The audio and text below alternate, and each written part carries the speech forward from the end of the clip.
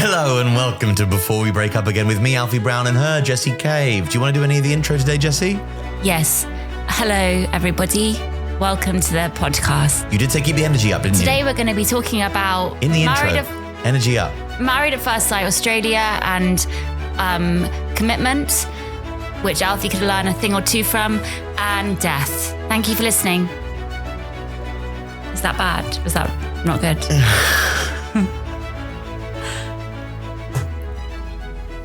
Welcome back. How are you doing? I'm okay, yeah. How are you? I'm fine. Good. We've had a good morning. Had a quite nice morning, getting into a rhythm finally. Mm-hmm. You know, we're not quite functioning as adults yet in the mornings, are we? Look, I think, more or less.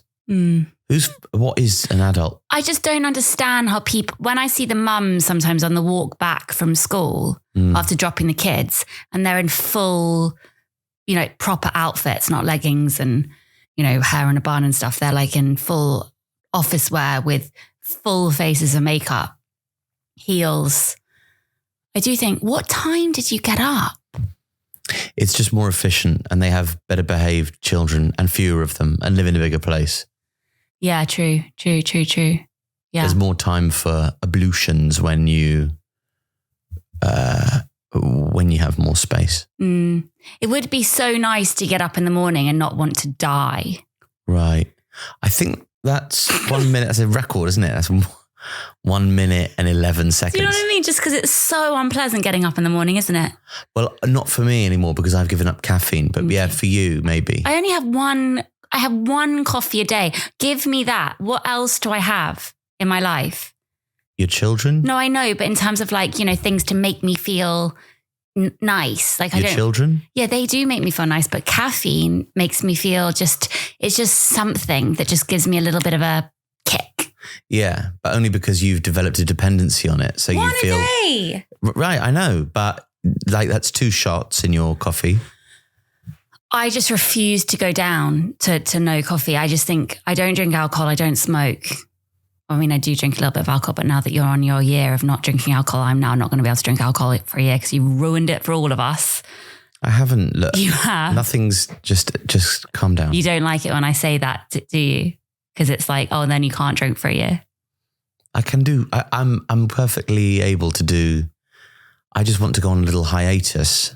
And I like the idea the last day that I drank was the day that we won the league. And also I want to find out what my life would be like if I didn't drink and there wasn't things exploding around me. And what? I remember I was metaphorically, and I remember I was in a taxi cab with Francis Bull from Made in Chelsea. I think you've mentioned Francis Ball on the podcast before, and you've met him once. I talk about he's quite an impactful character of my life. He did stand up for a brief period before he became an anti-vaxxer and moved to Dallas. And I said, "Oh, do you drink?" And he goes, "No, I don't drink." I go, "No, really? Is there any reason it was a problem, or you just don't like it?" And he went, "No, I've just got too many things that I want to get done." And I went, "Oh, wow, that's a really interesting response. I don't drink because I have too many things that I want to get done." And I was drunk at the time, but it still left an impact. That's a nice way of doing it, I think. It's a nice way to express that particular, because he wants to do jiu-jitsu and he wants to, I think, gin and gold and... Gin? He makes gin. Oh, right. It won't be cider. I don't know. But he can't be tasting it. He can't be, no. But he does make it because he knows that you've got to feed the pigs their slop so that you can keep them happy and then eat them. That's how capitalism works. You don't engage with the things that you give to the people to keep them working, to keep them obedient. Yeah. I mean, whenever I've done gigs, I've always thought, oh, it would be quite nice to have a drink and go on stage. I've never ever been drunk on stage. No. I've only ever once had an espresso martini before I did that improv thing like years and years ago. And I did feel amazing. But sometimes when I'm doing a gig and I know that I'm like, I haven't eaten in hours because I'm too scared and I've just drunk water and kind of almost treated it like I'm going on to do some kind of extreme exercise going on stage. And then I look at the audience and they're all drinking. And I just think, oh, it'd be so nice to sit there with a drink and watch something and not have to do it. And yeah, I get so jealous of that ability to just switch off sometimes that I just don't have. Yes. Yeah, it's fantastic. And some of the best gigs that I've ever done, I've been drunk. Oh, it's such a dangerous lesson to learn. But you don't know. You don't know that they were the best. No, I do. Because you think that in your mind, being drunk is this third realm where you completely part company with your consciousness. And I wasn't blackout drunk. I was just a bit pissed. I recognize what happened. Like there have been a few occasions where it's gone awfully. Am I allowed to trust the fact that it's gone awfully? Or am I only allowed to trust or be mistrustful when it went well? Yeah, fair point. I have some sense of my own facilities. I've been aware when I've been drunk, when I've pissed people off, or when I've been flirting with somebody, or when I've been having an engaging... I'm aware of myself. I think that you're deluded. Okay. I do. I think that given that there's been a few times where I've got rumors have come back to me. Like Alfie was flirting with so-and-so. Oh, he fancies me. Alfie said that he'd love to do that. And you were like, no, I didn't say that. Sometimes I'm like, no, maybe you did. And you were just fucked. I'm so sorry, but I was not flirting with her at the British Comedy Awards. She is I'm saying in general, and we're not going to be specific and... I'd like to be specific. No, we're not being specific. I said she, didn't I? I said she at the British Comedy Awards. I didn't say her name. I'm not just saying that experience. That's the one example. Time that. Well, what other examples are there?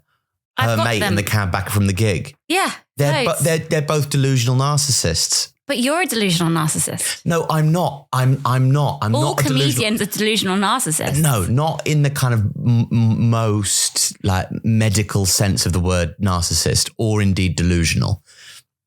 Whereas I think actually... What's the other version of narcissist if it's not medical? Well, it gets used colloquially, doesn't it? As just somebody who loves themselves. Okay. Right. Whereas narcissistic personality disorder is a personality disorder. Right. Most of the time when somebody says, oh my God, what a narcissist, they're not saying you literally have narcissistic personality disorder. Yeah. They're just saying that person loves themselves a bit much. Okay. Whereas I think that those like that they're veering more towards the diagnostic criteria that you'd need. Whereas I just fancy myself a bit in some areas. I'm not a delusional narcissist. Do you think I'm a delusional narcissist? No. Oh, good. I don't think. No. I think we hate ourselves equally, me and you. Well, it's very simplistic to say that you hate yourself or you love yourself, because there are aspects of myself which I truly loathe, and they're in combination with the things that I think are pretty great about myself. And I'm proud of myself in some ways and despair of myself in others. And if I didn't have these negative aspects of myself that I needed to push through and push back against, then perhaps I wouldn't have the better characteristics that I enjoy about myself. You can't... I think drinking has always been it's a salve you use. I think for everybody, yeah, it's a social lubricant and a way to move through life more easily. Our children have just become fascinated with, or one of our children in particular, with death and trying to... No, don't jump. That's what I'm saving up. Okay, cool. Yeah, just stop speaking. Stop speaking. Stop speaking.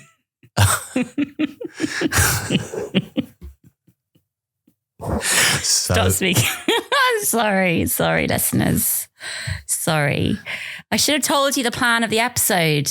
You should have done. Yeah, but now you're going to just ruin what I was going to talk about. I'm not. Just allow me the allow me the ability to go back into what I was speaking about. Allow me to... I know what you're going to say. Go on, say it.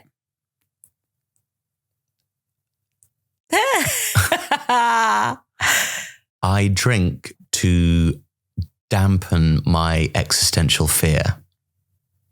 And what were you going to say about a 4-year-old? Well, I'm not going to say it anymore. Okay. Well, because you said it would stamp on the episode. Okay. So what I've done is I've managed to address the central point that I was going to make without stamping on the thing that you wanted to address later. Okay. But I think that that's a bit of a cop-out.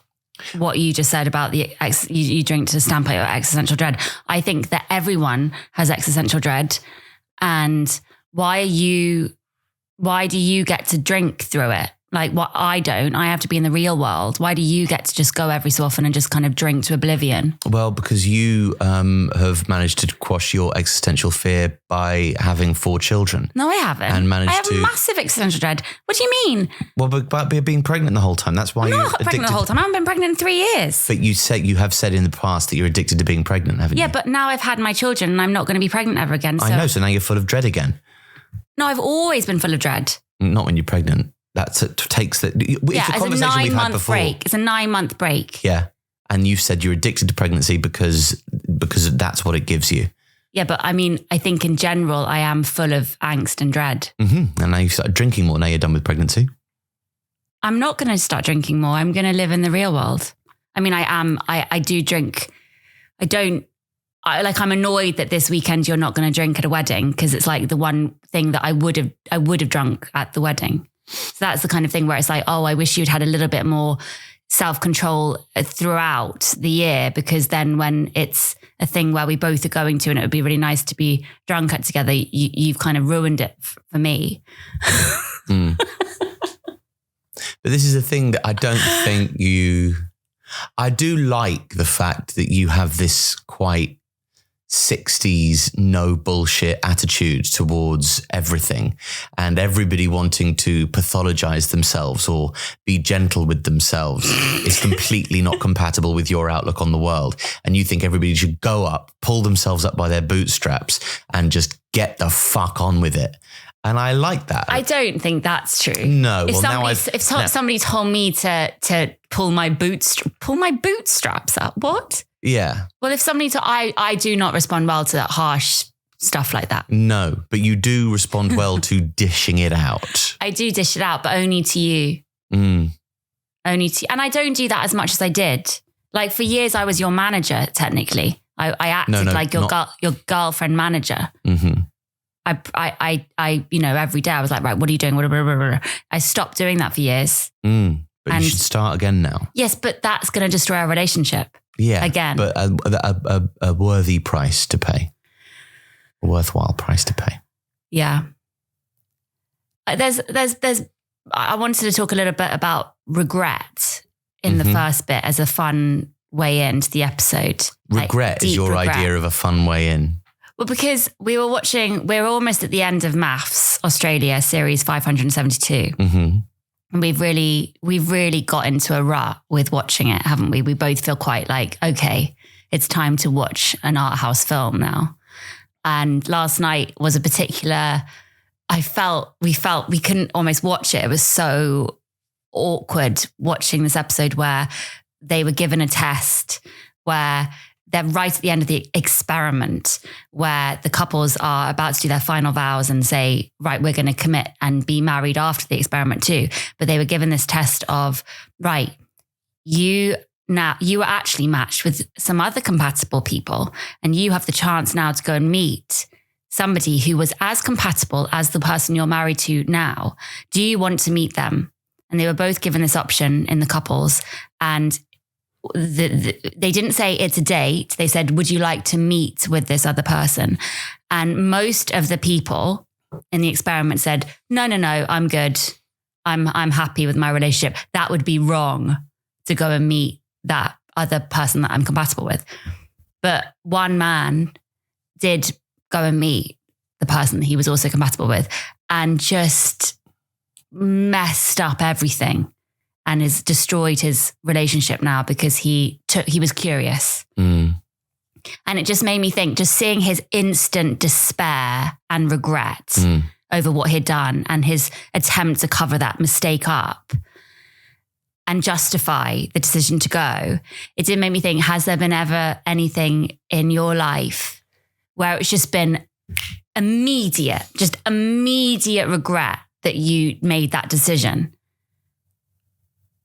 It doesn't have to be romantic either.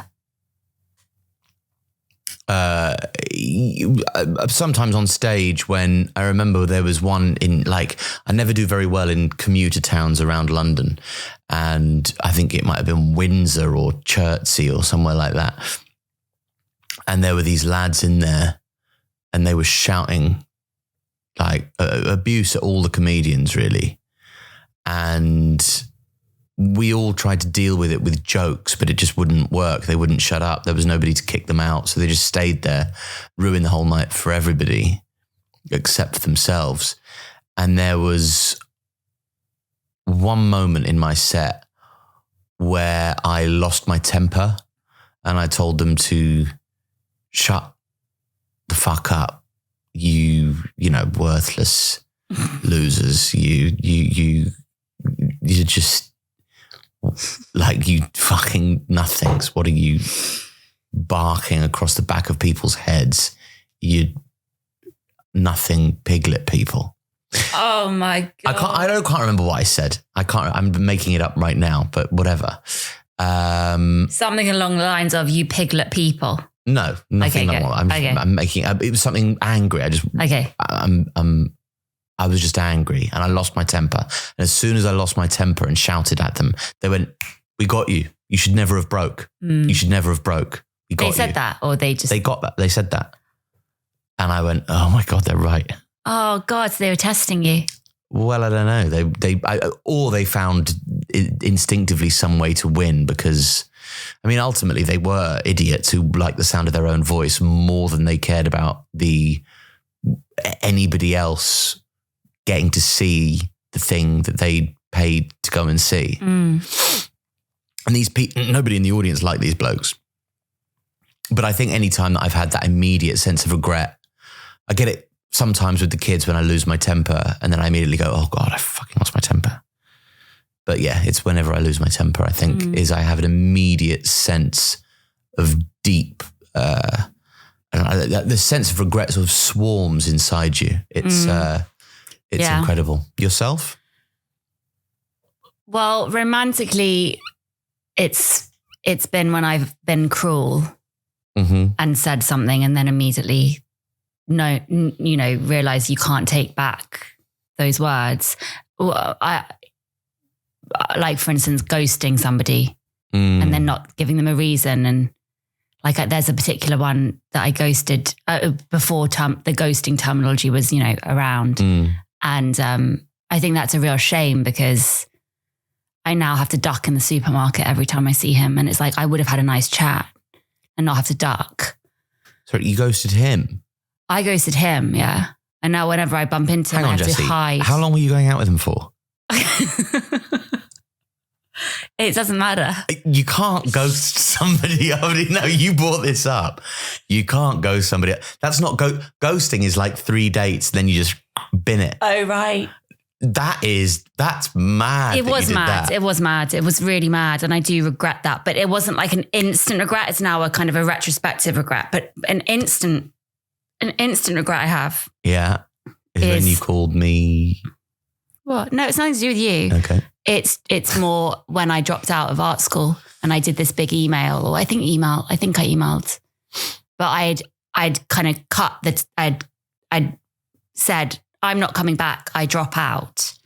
And it was during my art foundation, and everything suddenly was real. Like, I suddenly was an adult and I had dropped out of my first university type thing. And I just remember feeling like sick with, what am I going to do? What am I going to do? And then over the course of the weekend, then I went to work full-time at Urban Outfitters. But it was over this kind of working at Urban Outfitters that I was like, I've jeopardized my whole future, because I was kind of made a kind of a flippant decision about my future. And I was like, no, I don't need this. And over the course of a weekend, like a couple, like maybe 2 months later, it built up to this kind of terror that was the wrong decision. And then I begged my way back in and I got in again. That's good. So I went back and finished it. This isn't really regret. Sorry, that's a detour. Sorry. That's a detour. It's nothing to do with MAFS, but it's just kind of like just seeing how I still think about those kind of things like daily, like the biggest mistakes you've ever made. And then they just kind of I think stay the with interesting you. thing about it was that he had managed to convince himself, and this is the important thing about separating them. So they separated the couples before they were asked to make a decision. Do you want to see this person and meet up with them? And then he goes, oh, well, what shall I do? I would like to see that person. I would like. And they don't know if the other one has said yes or no. They don't know if the other one has said yes or no. So there's. Sorry, I just went on a complete detour. Sorry, talking about art school. No. It's fine. It's fine. It was good. It was good to hear that there was a good story is one with repercussions, and it's good to know that one had no repercussions for you. So I dropped out of art school. I really regretted it, so I begged my way to get back in, and then I got back in. No, but it was like my first big mistake. Well, it wasn't really. It was fine, but there was no consequences to the mistake. Yeah, but I fucked up, and then I never really. I got then used to dropping out, and then I dropped out again. I think the juicier one is you ghosting the bloke who you were in a sort of semi long-term relationship with. And I've done that 3 times. Ghosted somebody you were in a long-term relationship with. Yeah, not long-term, like 3 to 6 months. Sorry for you. That's a fucking eternity, isn't it? No. Yes, it is. I guess you've had long-term relationships. I've only had long-term relationships since I've been 19. You've had so many one-night stands, Alfie. Yeah, dotted in between in these little. That's what I've got it. First. Yeah, it's like I do. It's like intermittent fasting. I have these like long, like 3-year relationships, and then I have like a 3-month hiatus where I.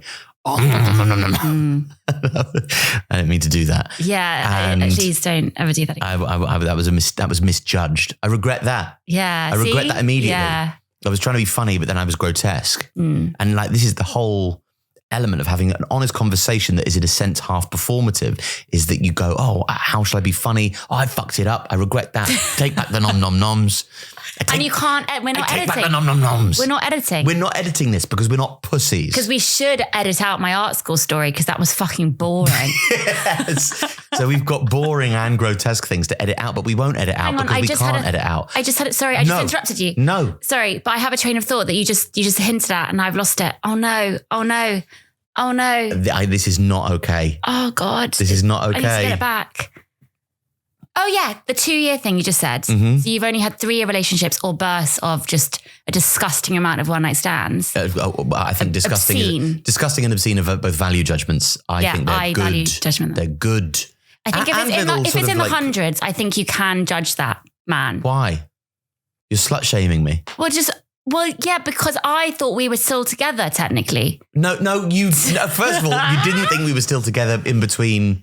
No, you didn't. For the first year of our first breakup, I thought that you were coming back to me any day. I didn't realize you were fucking London. I wasn't fucking London. You were fucking London. I wasn't fucking London. She tried to fuck me, but she never got to. No. Oh, God. Be careful, you get sued. I couldn't get sued. I think that you have a 2-year issue. I think that every 2 years we almost break up properly. We almost break up every week, but I think every 2 years you need to be alone. That's only because you find it impossible to have a fight without offering up the possibility of a breakup. Well, that's the luxury of not being married.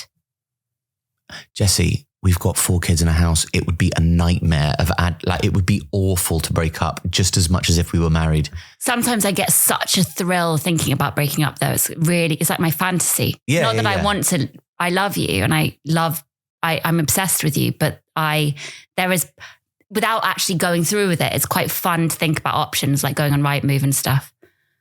Yeah. Well, I think people fantasize about catastrophe the whole time and think, well, what would my life be like? And yeah, this is more just like, what I could do with the time that I wasn't spending watching MAFS with you. Yeah, well, of course. Like, what would you do with those evenings? I feel like I don't want to do that anymore. No, I don't want to do that anymore. I don't want to watch MAFS anymore, but I also don't want to go out and have meaningless sex, and I don't want to get hammered every night. Yeah, but you haven't done it as much as me, so I can understand why you'd want to do it. Yeah. It's really and it's getting used to that inequality, really. Like we will be unequal forever if we stay together now. Mm-hmm. And that's what I find so brilliant about MAFS, is that test, it was already a sign that they were interested and curious about what other things are out there still, even though they're meant to be in this, at the beginning of this honeymoon, we've just embarked upon our lives together, and they're already thinking, oh, hang on, there could be someone else. Totally unfair. And it sort of represents the whole flaw of the program, in that they are the experts who are, in a sense, there to help them. But I suppose they would justify what they did by, they're testing the limits of the relationship. But ultimately, they lay down this gauntlet full of pitfalls that you can fall into at any given opportunity.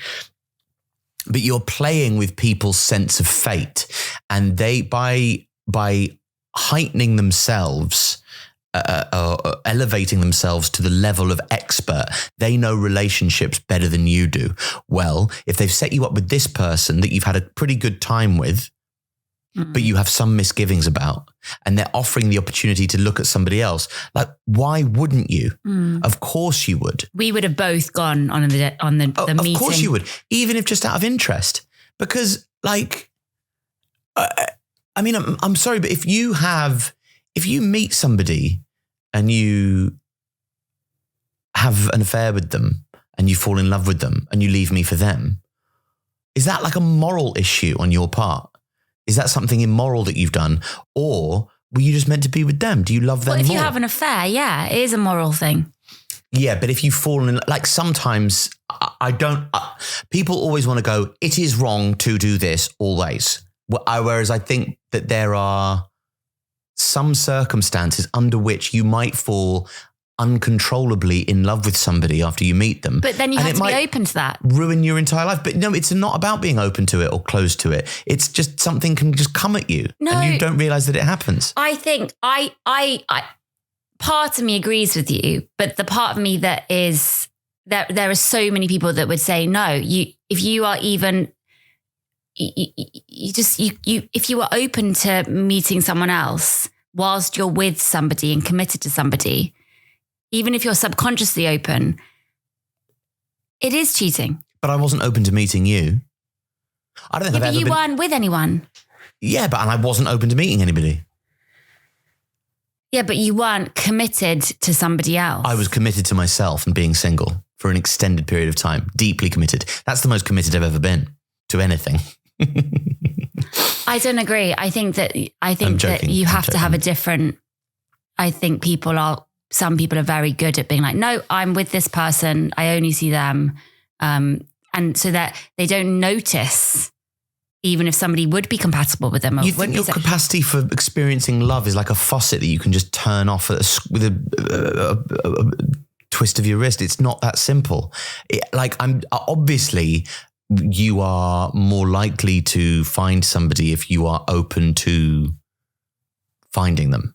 However, that doesn't account for that minutiae of circumstances that you might be in the park with somebody.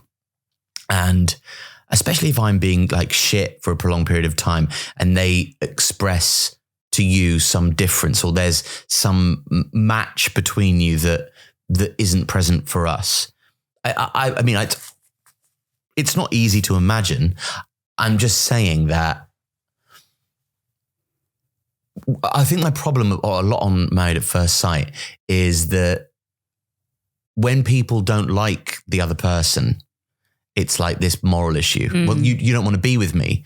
you're a bastard. Well, no, I just don't fancy you. Yeah. Or like the thing that lurks beneath the surface of who's having good sex and who's having shit sex. Because ultimately, I don't want to be married to somebody.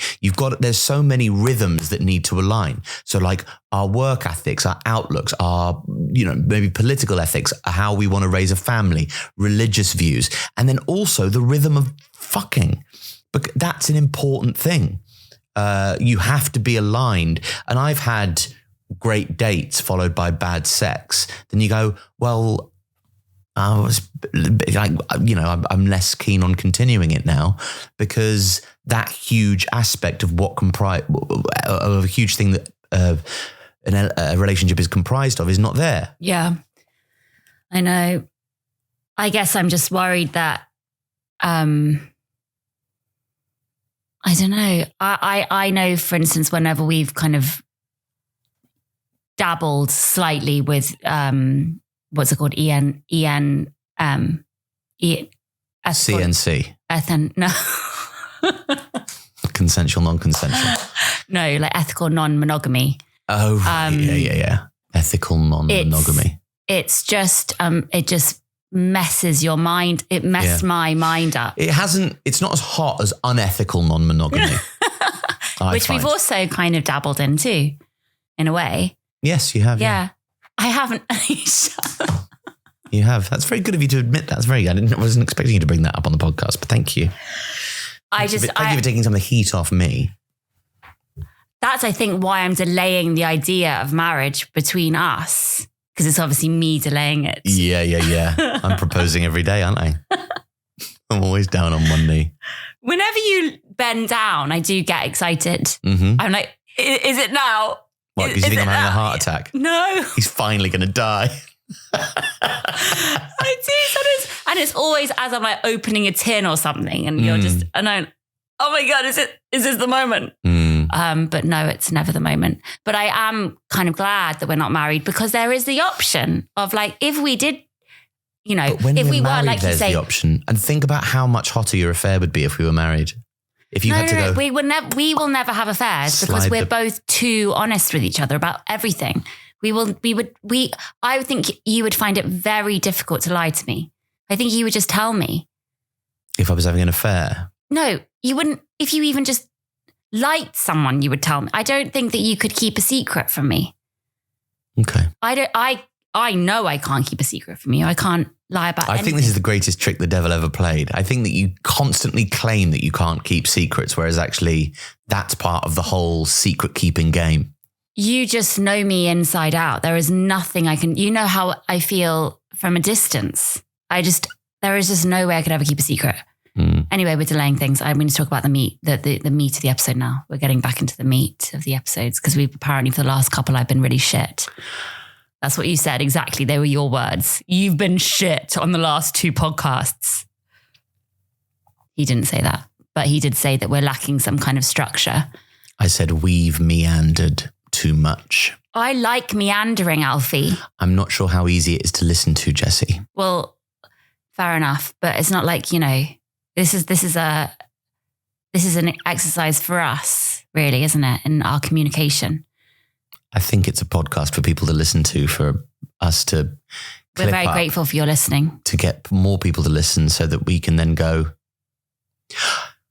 aren't you bored of cooking and engaging with life on its own terms? Why not get a big bag of gusto shit and have everybody do it for you so you can create the illusion of providing for your family, whereas actually it's just painting by numbers, dog shit, mindless, moving your way through the torpor of everyday existence with big people helping you do every little fucking thing. Big people.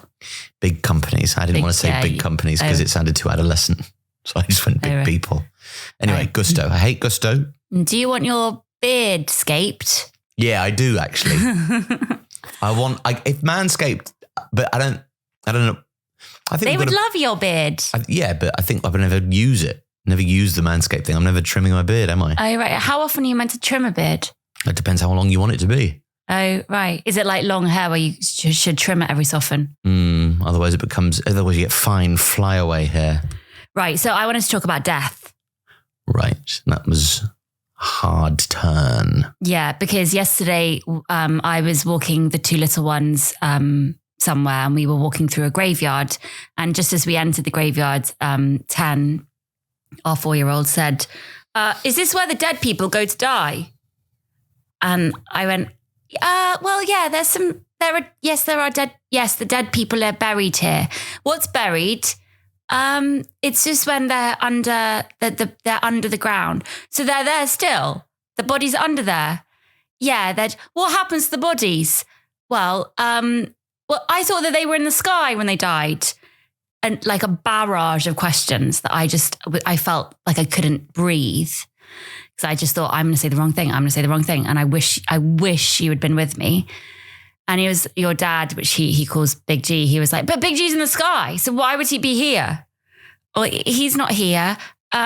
He's just, and then I tried to kind of do an analogy about banana skins, because that was he was like, what happens to the, Can you talk us through the analogy? He said, what happens to the bodies under the ground?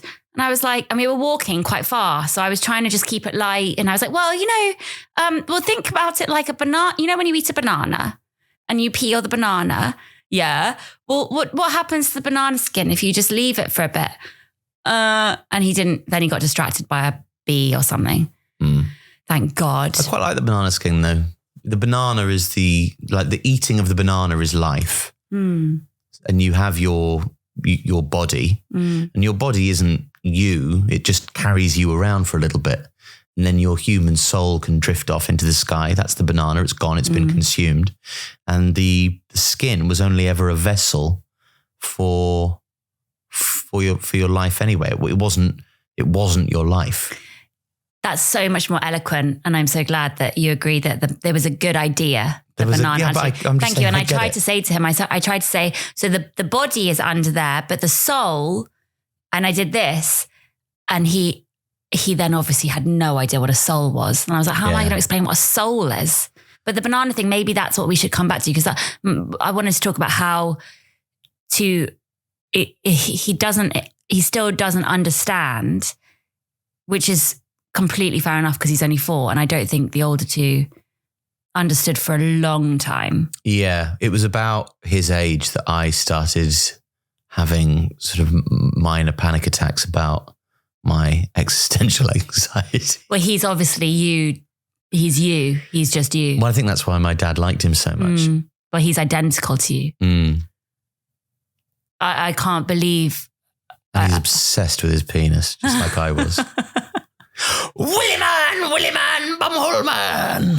It's a good bit. It's a good bit that he does. It is a good bit. But yeah, he... obviously, it can't be encouraged. Yeah. I feel so guilty because with Donnie and Margot, who were 4 and 2 when my brother died, it was, the decision was made by basically my mum, because everything at that point, I was like, whatever my mum wants, I will do. Like, and my mum was like, don't tell them about my brother. So it didn't come up, because they were so little that there was never a reason to say Ben's died. But then obviously when we didn't see him, my mum then very sweetly kind of had this idea that we would tell them that he had gone to the Grand Canyon, because I don't know why. And then my mum had this lovely situation happen with a photographer that she saw doing these amazing Grand Canyon prints. And my mum messaged him, and when you're grieving and you just do kind of crazy things, my mum was like, my son died in an accident, and this photographer messaged her back being like, that's so crazy. My brother died on a train, and like there was lots of parallel things, and sent my mum this book. And so for years we told Donnie and Margot that he went to the Grand Canyon. But then, no, not for years, for months. But then I was editing a podcast with the one with BB, my sister, in the room, and Donnie was in the room with me. And he would have been about 4.5 at this point, 5. And on the podcast, I said something like, when our brother died, and Don looked back and Donnie's face was just white. And he fell back kind of dramatically and was like, what? But it was so interesting because even at 5, he knew that I wasn't okay to talk about it. And so it's okay. And just kept drawing or something. He was protecting me, which is so sweet. Anyway, so I don't think because it was my grief. I took the lead with, this is how we're dealing with it with them. Whereas now that it's your grief with your dad and Adam, it's like, well, how do you, I think you're much more eloquent and able to talk to them about that. And I just think that we should talk about what we're going to say to them about, I don't know when it comes, because it's going to come up. It comes up all the time. Like he says Big G, like every other night he talks about something. Yeah. Yeah. I don't really know. I don't know what to say. Quite rather depressingly, when you brought this up to me, my instinct was, I'll Google what to say. To a 4-year-old about death. How do you speak to a child about death? Because the worst question yesterday as we approached the graveyard is, he said, how do they all die? Because there's so many gravestones. And I had to be like, well, some were lots sick. of the people in that graveyard are famous, so you can probably Google it. Yeah, but do you know what I mean? Like, I don't want to say some were sick and some were old, some were young, because then you have the question, we're like, why do the young people die? And how do you get sick? And well, I think that has to be a blend of realism and reassuring bullshit. Like, you have to say that lots of the people in this graveyard were children. Medicine was nowhere near as good, but now, like, we have medicine that keeps you safe, which is why you've got to eat, good food and be healthy, because we're very lucky to live in a time where there is the medicine and there is the food that can keep us all safe. So we'll be absolutely fine, but things weren't always as easy as they were now. So we've got to be so grateful for the way life is, and never forget how lucky we are. I guess. Yeah, that's a really nice. I think you should go to the graveyard with him on your own. Yeah, I'd love to. I'd love to. But I think it would be a nice thing for you to do and answer his questions. If you find that too hard, I understand. Yeah, no, I would. I'll definitely do that. Bringing it back to regret, I deeply regret that handling with the older two, with death, deeply. I don't understand. How do you mean? Well, I think they should have come to his funeral. And we didn't, it was too much for my mum, I think, and my family to worry about them. But I deeply regret that. Well, I sort of understand it from your mum's perspective, because it would have been too difficult for her, or at least maybe she wanted to keep him alive in somebody's minds, and their young, innocent brains could keep him at the Grand Canyon, which was a salve for her in a horrid time.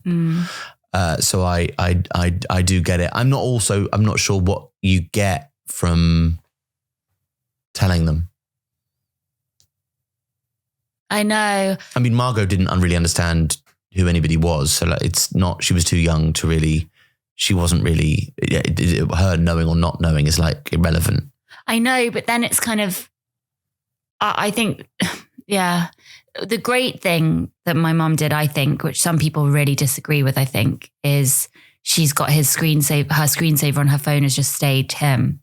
And so that means that every time the kids look at the phone, they're like, oh, Ben, it's Ben.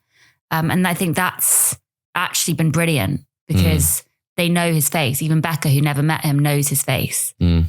And they, with time, now it's been 6 years, my mum is able to, she would never have let them play with his sword, like they play with Ben's sword. And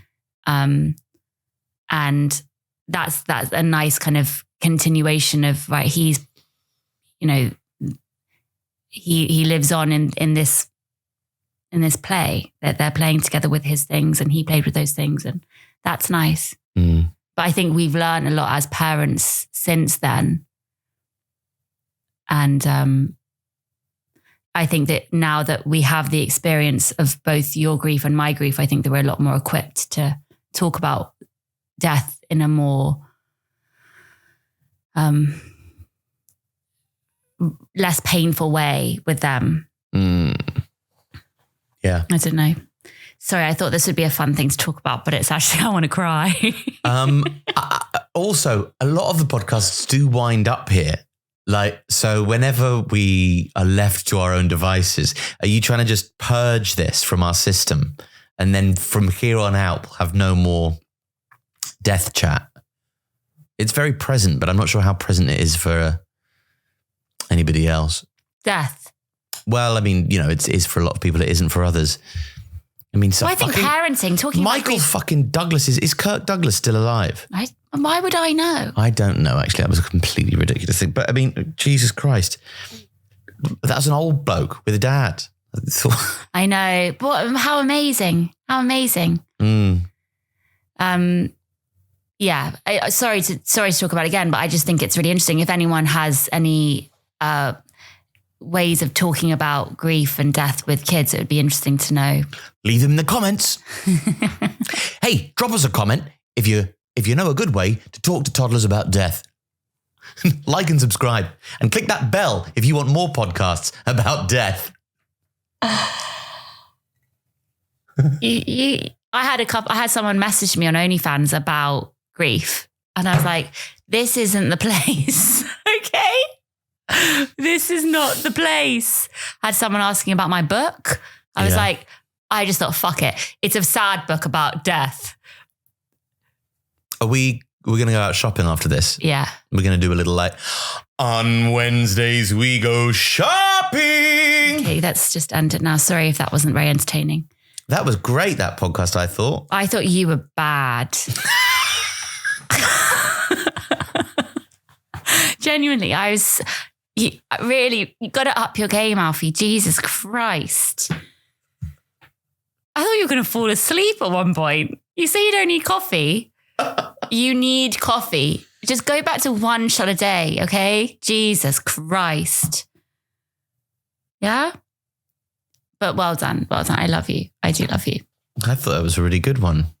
Okay, well, we have obviously very different tastes. We do, yeah, because I thought, yesterday, I looked at I can always tell how I think it's going by when I look at the clock here. And if I look at the clock and I go, oh, fuck me, we've done longer than I thought. Then I go, it's a good one. I spend the podcast looking at the clock. I think we could genuinely speed up. I think we could, you can do a time lapse thing where you can speed it up. I think we could time lapse the whole podcast and it'd be more entertaining. I think we're too slow. Yeah, maybe. Too fast, too slow. Leave in the comments. Do you think you'd make a good YouTuber? Why don't you start a YouTube channel? What would you start it about? Hair. A hair YouTube channel? Hair. Is that the thing that you're most passionate about in the world? No, of course not. Right. So what? I'm not passionate about anything anymore apart from the kids and you. I don't give a shit. I really need to find some passion. Yeah. Where am I going to find passion? I don't know. You need to start a hobby. I need to go to Australia. We're not going to Australia though. We've discussed this. I know, but I think I am needed in Australia. And I think I would find my calling. What? I don't know what it would be, but I think it's in Australia. You taking all the kids to Australia? Mm-hmm. And me? Yeah. Okay. And so that's a strong sort of £12,000. It is a lot of money, isn't it? It is a lot of money. Okay, well, what about Italy? Maybe my calling is in Italy. Maybe I can become a potter. They have pottery here. I know, but I think we're done in the UK. Right. Maybe we're just done in London. We should move to Liverpool. Well, we are. You need to just stay a little bit closer to that mic, I think. Yeah, I know. A little bit more but we're done. consistency. I've checked out now. So let's just go. I need to go to Zara and buy a shit dress that someone else will be wearing at the wedding. Yeah. Why not? It's quite fun, the game, though, because then I have something to do at the wedding. Be like, is anyone in the dress? How did she accessorize? Thanks very much for listening, everybody. Thank you. Keep it up. You keep it up. You keep it up. Keep it I up. thought it was a great episode. Hey, just press stop. No. Oh yeah, you're doing the intro thing. Well, make this a bit more speedy, okay? Jesus.